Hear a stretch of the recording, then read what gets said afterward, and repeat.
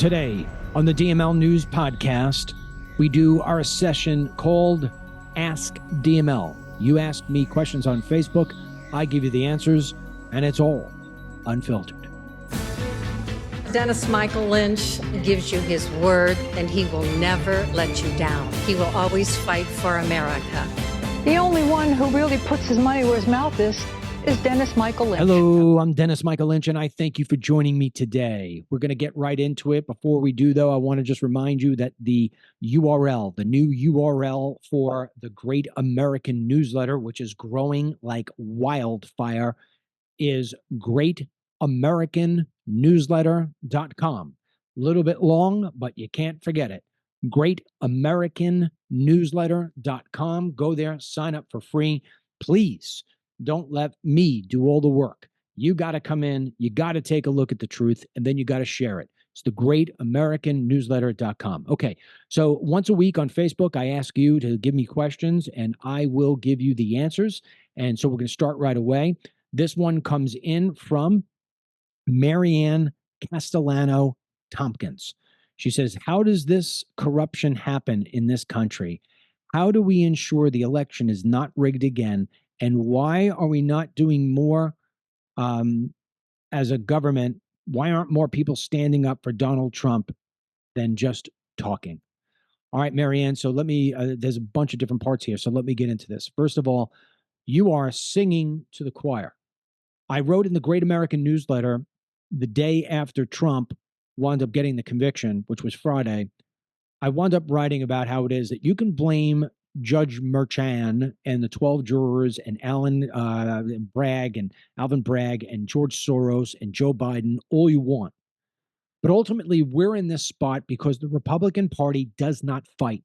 It does not fight for anything other than who's going to get the top spot on Jesse Waters or Sean Hannity's show. Who's going to wind up being the guy who's going to get the most Twitter likes? And that's the problem. The Republican Party is splintered into conservatives, middle of the road, and rhinos. And therefore, we can't get one unified party. We can't get one unified message. So what we're becoming is a uniparty where a lot of the Republicans really should just wind up being Democrats. Take a look at this schmuck, Larry Hogan out of Maryland. Just wind up saying, this was on True.News, by the way. True.News is now where the DML News app is pointing to. No more DennisMichaelLynch.com. My son's launched a new website, True.News, and they have it right down the middle. And I mean, you really, you get news like I was never able to deliver it. They're much better than I was. But Larry Hogan just told the Republican Senate that if he wins senator from Maryland, right now he's in a primary race. If he wins the general election, do not count on my vote, he tells the Republican Party. Do not count on my vote. That's not a Republican. That's not a Republican. And that right there is why it is that we keep on losing. And right there is why the corruption continues to happen, Marianne, because nobody on the left is ever held accountable. And if you don't hold somebody accountable, they're going to keep on keeping on. That's why crime is running rampant. Everybody knows that if you commit a crime, you're not going to do the time. And until people have to do the time, the crimes are going to keep on going. So there you go. Do you think, this comes from Sue Alvey. She asks me, do you think the Republicans will move the convention date up? This is her question based on the fact that the sentencing for Donald J. Trump is now set on July 11, and the convention is set for July 15. I do not think they are going to move it up, and I'll tell you why. Because the amount of time on the clock to change everything, you got to understand something. The convention is set almost a year in advance. The amount of work that goes into that, the contracts that are with it, and everything from vending to people who set up the stage, the whole nine yards. You can't change that now. There's no way you would get everybody to sort of coalesce. So we're going to have to play within the rules that were already set. And you know what? Even if this judge goes so crazy as to put Trump in a jail cell so he can't make it there, he just makes the argument all the more powerful for Trump and his appeal. And it is obviously a kangaroo court. It would make absolutely no sense. In fact, there'd probably be 10 different ways to Sunday to where we could try to appeal it. But nonetheless, I think it would actually wind up being one of the best things to ever happen to Trump, because his poll ratings will go even so much further when you neglect the history of this country on how it is that we elect our candidates, and how it is that we anoint, if you will, our nominees, and how the process takes forward. So I don't think there's much to worry about there. But the answer to your question is no, they're not going to change it. I would be shocked. Susan Vassallo Griffith says, I was alive when John F. Kennedy was murdered in the streets of Dallas. Yesterday's verdict gave me the same gut-wrenching feeling I felt on that terrible November day. I'm praying for our country, voting like our lives depend on it, because it does. That's really a statement. And so I will tell you that I am sort of, I was not born when JFK was shot, but I will tell you that I have watched so many different things on television that have blown my mind, and I'll scream at the TV. I'm one of those, scream at the TV. When yesterday happened, I sat in silence. I didn't know what to say. I didn't say anything for about a half hour, 45 minutes after it was done. In fact, I know people were expecting I was going to do a Facebook Live right away. I couldn't. I was speechless. I had to get my thoughts. It was that unbelievable what we saw. And that's how dangerous things are right now. This comes in from Sherry Beck. My question is, why don't they let us people ask the questions of Biden instead of the leftists? I guess you're talking about in interviews, or even to that degree in a debate. Well, because you would ask real questions, Sherry. You'd ask real questions. And the left doesn't do that. The left, look, here's a perfect example. Ted Cruz, Marco Rubio, any of your regular guys or gals who are always on television, they're going to be asked time and time again, if the election results come in and Donald Trump doesn't win in 2024, will you accept those results? They always ask it to the Republicans, but they never ask it to the Democrats. And that's why you're not allowed to ask the questions. This is more of a statement, but I'll read it. This comes in from Tony Pollan. He says, God allowed Peter to fall into the water, but didn't let him drown. God allowed Daniel to be thrown into the lion's den, but didn't let him be eaten. Have to have faith in him. And I agree with you. Ellen McCarthy asks, what happens if Trump is sentenced to jail and wins the election? Does he pass the power to his VP until he gets out? There is absolutely nothing in the Constitution that says that a felon or somebody who's imprisoned cannot serve as president. And I would imagine what would wind up happening is that there would be a very fast-tracked, if he wins the election, and let's say he's in jail, there is going to be a fast track of the appeals process. There's no way there can't be. So the appeals process will basically go to the level of saying, hey, I cannot perform my job in a jail cell. There's just no way I could do it. And so it's going to wind up being fast forwarded in a big way. I think this is great drama for TV. I don't think it's a reality here. As crazy as things are in this country right now, I don't think it's a reality of what would really happen. This comes in from Lisa Brennan. Lisa asks, how do we go about demanding the GOP do an investigation and file charges against the corrupt judge, and why this corrupt judge is constantly being randomly picked in the Trump matters? It doesn't matter if you are or for or against Trump. It's about the corruption of our legal system. Shame on these two lawyers on the jury. They are just as guilty because they know better. Any conservative that uses their law firms should fire them. Oh my God, what a great, great comment. Lisa, you're right. And I go, but this is the first, I'm going to repeat when I said the first time without going too long. We need to fight fire with fire. And that fire is lit by a thing called lawfare. Right now, and I wrote this in the Great American Newsletter, which you could get at greatamericannewsletter.com. I wrote about how it is that the Republican Party is to blame. And that if you are a DA listening to this or reading this, you need to right now start looking at every Democrat in your state and figure out which ones you could get for a misdemeanor and bring them up to a felony. Until we start doing to the Democrats what it is they're doing to us, they're going to continue. We have to stop this from going to the next level by actually doing the fight the fire with the fire. If you know, when people say, "What does that mean, fight the fire with fire?" If you've ever watched how it is that a large fire is stopped, like one of these fires you see in California, what you do is you burn the perimeter, so this way the fire can't escape where it was. There's nothing for it to burn, and that's how it is that you fight fire with fire. So we have to stop these guys and gals on the Democrat Party by means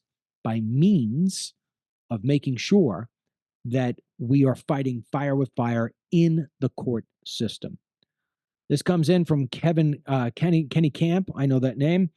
Kenny says, if by chance this corrupt court does impose a jail sentence, and I surely pray that it doesn't happen, can Donald J. Trump still be elected, and can he govern from jail? Well, I just gave you the answer to that in the last one, but can he still be elected? Because this is what the answer is: yes. I repeat, there's nothing in the Constitution that says he cannot be elected.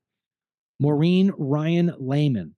My question is, how are we supposed to move on and live our lives without feeling fearful and sad as what is happening in this country? Maureen, I wish I could answer you that. I know I've talked with my boys, I've talked with my family about the fact that, this isn't the America we grew up in. And this isn't like some crazy impeachment. This isn't the blue dress. This isn't some, nutty Islamic terror attack. This is the basis, the foundation of our country has just been not cracked, it has been destroyed. And it's like trying to take a broken mirror and put it back together again, not showing the seams. And I don't think that we'll ever be able to get back to where we were. And now when you say, well, what does that mean exactly? If Trump wins, and we can hold on to the White House for decades to come, which I think is a possibility, we will be able to eventually fix the courts. Because when you hold a merchant accountable, other judges won't do the same thing. And see, these judges start to believe they have a God complex because nobody, they think that they're the almighty. Nobody could ever hold them accountable. Well, we have to hold them accountable. And if we can hold them accountable, the way you fix it is by putting back a trust into you and I, that we trust the justice system. That's the only way that you can fix it. You cannot have a country where the people in it do not trust the system. It's sort of like the person who is in a marriage and, they find out that their spouse has been cheating on them. It is very hard for that person who is cheated on to ever trust their husband or wife again. And the first time the husband or wife ever shows up late, the first thing that goes through their mind is, he's at it again. She's at it again. And now you start looking at everything to try to see whether or not you're being cheated on. That is not a healthy marriage. It's not a healthy country when you don't believe that you have your fair day in court. And that's why I say that America right now is on life support, because when we lose faith in something like our court system, to where you feel like you really will have a jury of your peers and people will look at the crime and not the person, you lose that, you lose your country. You ask me what's more dangerous, an open border or a corrupt court system, and I'm going to tell you the corrupt court system. Elizabeth Kettler asks, we cannot sit idly by and allow the Democrats with the bought and paid for judges, prosecutors, and dirty politicians allow an innocent man to be guilty of a non-existent crime. It's simply not acceptable. Every single one of us should be on the DML News app and the Great American Newsletter and share the link with our friends and family. We all need to do our part to save President Trump as he's been trying to save all of us. I could not sleep thinking about all this horrible things that happened yesterday to President Trump and our country. We must do something to protect our precious USA. What she is referring there to, and I appreciate I appreciate it, Elizabeth. What she's referring to is that the media is so corrupt. It's just as corrupt as the courts. And I can't tell you how many times I talk to somebody and they don't, and I'm not saying this is a Democrat. I'm saying this is just an independent usually, or somebody's not very into politics and they're very busy with other things in their lives. they won't know what's going on. They won't know the details about a lot of different things. And so the one thing we do at the Great American Newsletter and then carry on throughout the day with the DML News app, the Great American Newsletter gives the news in a very funny, sort of cute. We use really interesting art for pictures. And, I do it in a way that's really interesting. It's a fun read. And in that fun read, I am informing people to where they can take it that what they're getting is the truth. And we link to the sources and we give all the stuff. And so people will know, wow, Joe Biden really has given away a lot of our oil reserves. I had no idea about that. Well, this could be one reason why I'm paying so much at the pump. Wow, really? We're getting that many Chinese coming in through the border? I had no idea. I just thought it was the day laborer who wanted to pick the lettuce and do the jobs Americans don't want to do. That is why it is so important that you share the Great American Newsletter. And all you do is you just tell people, greatamericannewsletter.com. Let them sign up for free. All I need is their email address, their first name, their last name, and that's it. And it gets into their inbox every single day. It's there in the morning before you wake up. It's the first read you need. Takes about 3 minutes, 4 minutes at most, maybe 5 minutes if you want to click on some links and read some additional stuff. And that's it. So thank you very much there. Cheryl says, when do we plan peaceful protests at the courthouse? The people need to speak. Well, Cheryl, I don't know if the peaceful protest at a courthouse is anything now. I mean, that's over. Maybe on July 11th, when they're sentencing, we show support for the president. But I agree with you in the sense that, we are entitled to the First Amendment to gather and to protest. And I would never encourage something like we saw on January 6th. And I know there's a lot of nuances to that, but I'm just talking about whoever carried out that behavior. I do not agree with that sort of thing. But if we showed up in force by the millions, we would actually see a movement. I just want to remind people of something. If you remember the Parkland shooting, I was very involved in that in the sense that I was interviewing the parents and I helped pass some legislation here in Florida by working with the parents. And I remember the big, huge march they had on Washington, D.C. I went and I covered that. And it was the largest gathering of people I've ever seen in my life. And I said, wow, these are all kids that did this. These are kids that did this. If kids could coordinate something like that, why can't adults? Right? Why can't adults? So we got to stop complaining about things and we got to start taking action like the Democrats do. Pam Smith asks a general question. What is happening to the America we once knew? God help us. I'll tell you what's happening, Pam. The Democrat Party and foreign influence is happening. That's it. And we have immigrants coming in here, both illegal and legal. They have no allegiance to this country. They have no lineage to this country. To them, it's just a big, huge ATM machine. And until we cut back hugely, in fact, if I was the president of the United States, it'd be over for a while. Until we cut back on the immigration into this country, we're never going to wind up getting our footing again. Who else do we have here? Lou Irizarry asks, what can we do to fight back? It's a great question. Let me tell you what you can't do. What they're begging for is for another looking January 6th. What they're begging for is the person who goes unhinged. What they're begging for is for you to start saying some derogatory statements about Letitia James, Alvin Bragg, Miss Fanny. You see, there's one common denominator about them, right? And I don't mean Democrat. Once you start saying nasty, negative, degrading things of that sort of nature, and I've heard people say it, and that's why I'm bringing it up, you lose the argument. The best way to defend Trump, the best way to be front and center is to show that you're not going to back down in the sense that your support for Trump is not going to wane. See, what they're hoping, the Democrats are hoping, they know Trump isn't going to jail. What they're worried about is that he's going to be able to take the independent voters and that he's going to, through his felony conviction, that Republicans won't show up. They'll be turned off. It's got to be just the opposite. You have got to, in fact, we've got bumper stickers. I think they're coming in this week. And I'm going to be selling them. And we're going to be anything that's left over that's really a profit. I'm going to want to putting into charity anyway. So I'm not doing it for my own sake. These bumper stickers are going to be pro-Trump bumper stickers, and they say to people, "I'm still voting for Trump." And the way we do this is that if you are already a pro-Trump person, go the extra mile. Take your Facebook page, take your cover picture, put it as Trump's picture, put it, pro-Trump, Trump 2024 in your marquee. Take, go buy a Trump 2024 flag, stick it in the ground in your front yard.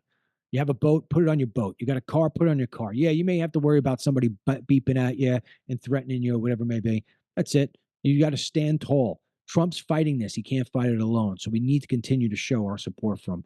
That's how I would do it. And you stay on top of your Republican Congress people and you say you want to see them do more for Trump than just going on Fox News. Start working with DAs and start going after these Democrats from the legal perspective.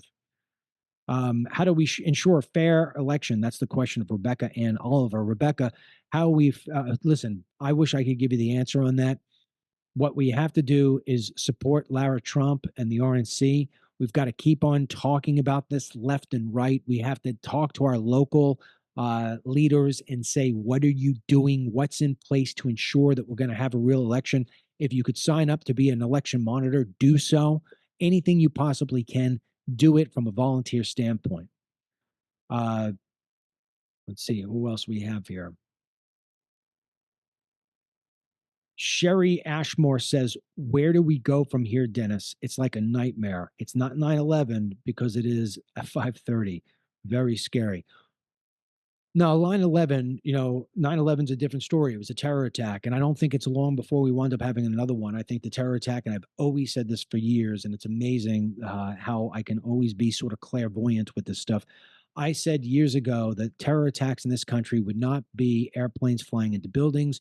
It would wind up being, the sort of attacks that we saw in Israel. And it's like I knew it. I knew it was coming, and I said it was coming. So the problem we have is that right now this country is lined up to have itself its October 7th like they had in Israel. We have Joe Biden and a Democrat Party who doesn't seem to care about our safety. So what you have to be is you have to be vigilant for yourself. And you cannot lose faith. You can't put your head in the sand. You can't put the covers over your head and just hope this all goes away. It's not going to go away. You have to support the people who are running for office. You have to think about maybe running for office for yourself. When you sit there and you're looking at your finances and you see how difficult it is. You know what? If you got an extra $5, throw it to Trump. So this way he can have the money to run the ads and do everything he needs to do. If you got the extra $5, you buy a bumper sticker that shows your support for Trump. The more that we show our support, the more widespread the Trump 2024 movement becomes. The harder it is for them to actually cheat and get away with it, as far as I'm concerned, if they are going to take that sort of style. Two more questions here. Bill and Ruth Gaines is a joint question. I would never want Republicans to react by crafting show trials and violate the laws like Trump has been exposed to. But we all know many Democrats have gotten by with serious crimes and no investigation or prosecution. When are Republicans going to wake up and seek justice? You know what, Bill? You know what, Ruth? I sort of push back on you. I understand that, it's always nice to turn the other cheek. But at some point, if you keep turning the cheek, you're going to wind up getting knocked out and there's going to be no cheek to turn. We need to get into the lawfare that they're into. These Democrats have committed a lot of offenses. We need to hold them accountable and bring it from A to Z. And if they say, well, it's going to take months, who gives a rat's ass? Start it today. Go the distance, the whole distance on every single last one of them. They're not going to stop until we do that. So do I think that there should be a judge who's pressing down the scale? No, I don't want to go at that direction, but at least let's get their ass in court. Because unlike Trump, a lot of these people have committed the crimes. And if we got them into court, they would actually be convicted. So we don't have to cheat once we get them into court, but let's get them in there. That's my take on it. Two more questions, and then I got to wrap it up. We've got Terry Lancaster. What can we do to make the Republicans get off their rear ends? I'll tell you what you do. You have to call their offices every single day and threaten that you are no longer going to donate. You're not going to vote for them. You're going to look for somebody else to primary against them. That's it. These Republicans are all making a ton of money as a salary. I think it's what, 170,000. They're getting full benefits. They wound up getting themselves a great retirement package. They have all the fancy parties. They've got staffers. All this stuff is paid for them. You threaten to take that away from them, they're actually going to do what they're supposed to do. So there you go. You got to call them up on the phone. You got to get other people calling them up on the phone all the time. Um, all right, last question. I'm actually going to take somebody who has the same name as I do. This comes in from Donna Lynch. She says, how do we feel confident about the election when our justice system is so corrupt and broken? How can New York's DA go after Donald J. Trump when we and he don't even know what the second crime was? And how, for the love of God, can they justify crucifying Trump when they let thugs and much worse crimes get a free pass? Please help me feel like there is still good justice or hope for our beloved country, world, and future. All right, I'll give you the best example I can. If tomorrow you found out, God forbid, that you had cancer, would you just say, oh, this is the worst thing that can hit me? I've just got to lay my head down. Why did this happen? Oh, shame, shame the devil. No. What you would do is you'd say, what do I got to do? What do I got to do? And if somebody said to you, well, it's stage 3, the odds are very, what do I got to do? What do I got to do? You got to go into fight mode. You got to go into survival mode. And that's where we are. You can't give up. You can't even ask questions like that. You got to just start calling everybody. You got to start screaming. You got to start supporting. You got the difference between if you've only got $50 in your pocket and you could go out to dinner because that's what you were planning to do with that extra 50. Don't go out to dinner. Make yourself an egg sandwich at home and take that $50 and go buy some Trump signs. All right. Go and call, like I just said, your local congressman, call your state senator and say, what are you doing for Trump? Start to putting together a little group of people. Many of you probably know the name Tiffany Justice. She doesn't live far from me, and I met her when she was just starting Moms for Liberty. I went to one of the first meetings that there were just to report about it, and because a friend of mine was actually joining it, and I was impressed. I said, "Oh yeah, this is a nice little thing." Well, within a couple of years, she grew into 120, 140, 150,000 people with chapters in every single state.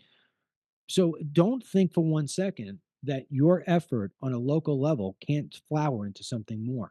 Start something. I mean, even as something as small as our newsletter. How many people actually read my newsletter and then go forwarding it to somebody? Imagine if you just forward it to one person, the information that you would give. But so many people don't do that. So if you want to take action, a lot of times you don't have to do the big grandiose thing. I'm not going to tell you, hey, let's all drive to New York and stand on the court steps and demand. No, you know what? Information. There's lawfare and information warfare. And so if you can't do the law part of it, at least do the information part of it. And so, and I don't make any money off the newsletter. It costs me money. It costs me money. I don't make any money on it. There's no ads on it, no nothing. So, not now anyway. So go and please share, share, share, share all the information you get, whether it's from me or another reliable source. Keep on showing your support for Trump. Keep on sharing the information that is real. And do not ever put your head in the sand and say, we lost. We haven't lost a thing. The only time we lose is when we say, we're done. Quitters never win and winners never quit. And that's it for me. GreatAmericanNewsletter.com. Sign up for it, please. Please hit the share button. Make sure everybody gets to watch this video on Facebook and on YouTube. And for those people who are Team DML, if you're not Team DML, please take a look at teamdml.com. It's a membership and it helps us pay the bills. And you get my podcast every single day in video, full length. That's it for me. Until the next time, may God bless you. May God bless this country, Donald Trump, everybody who asked a question, especially the ones I read. And may he watch over all of us. And please, can we get to a better place? I thank you. And God willing, I'll see you again soon. Bye now.